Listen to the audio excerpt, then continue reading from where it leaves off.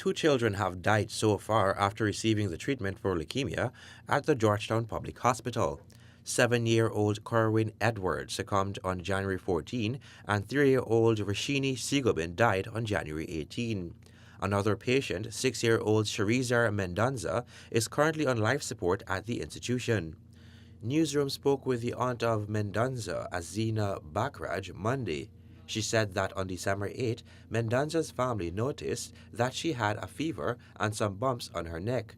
She was taken to the Saudi hospital, where she was later transferred to the Georgetown Hospital. It was there that the child was diagnosed with leukemia. On January 3, Mendonza was given a dose of the drug. The procedure, from my understanding, is that they administer an injection and then start the chemo treatment. So what they will do is that they put the anesthetic on the child, and the parent is being sent out of the room. So the parent did not witness this injection being administered. It's just the doctors and the nurses. After the treatment, the same doctor administered the treatment to all three of the kids. The little girl, Roshini, she was discharged because it's like a normal checkup for her. She just go in, take her treatment, and then she'd be sent home. So she was sent home while my niece, Teresa, and Carwin, they were still admitted in the hospital. Baccarat said hours after receiving the medication, her niece and the other little boy started to have strange symptoms. During the course of the afternoon, going on into the evening, Teresa and Carwin, they were crying out for pains all over their bodies. The Friday, Roshini, her parents brought her back to the hospital. She couldn't walk and she had a high fever. All three of them remained in the pediatric ward, and they were crying out for pains about their bodies. This was January 3. This was January 3, the treatment was administered, and January 4th is when Roshini came back to the hospital. And the days to follow, which was Saturday and Sunday, Monday, my niece, she couldn't walk.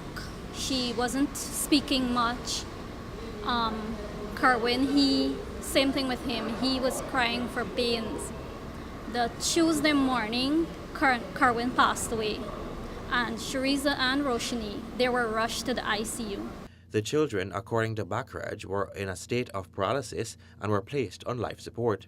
She explained that since the incident, they were unable to get any answers from doctors at the institution. Upon meeting with the doctors at the pediatric ward, they indicated that they don't know what's wrong.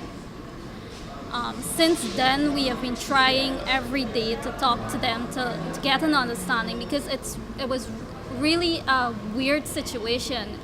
I mean, Shariza, that all three of them, one died and two were critical on the same day after the same medication was administered. Bakraj found it even more alarming when doctors told her niece's parents he doesn't know what to write on the death certificate. She said her niece was a bubbly little girl who just came down with a slight fever. Then this happened. The doctors then met with my sister, and he told my sister that he doesn't know what to write on my niece's death certificate. Mind you, she was still on life support. That got her aggravated, and she walked out of the room. The visit at ICU is usually at 4 o'clock in the afternoon, so they were upstairs at ICU waiting to visit her when a doctor came out and told them that they'll need to move Shariza from the ICU, and they'll put her in the recovery room because they need a bed for a patient that is more critical. Still, I don't understand what could be more critical than a patient that is on life support. The Georgetown Public Hospital has said it has launched an investigation to determine the reason for the adverse reaction to the medication.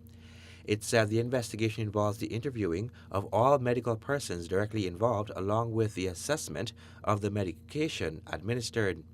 Further, the usage of the medication has been discontinued. The hospital did not name the drug.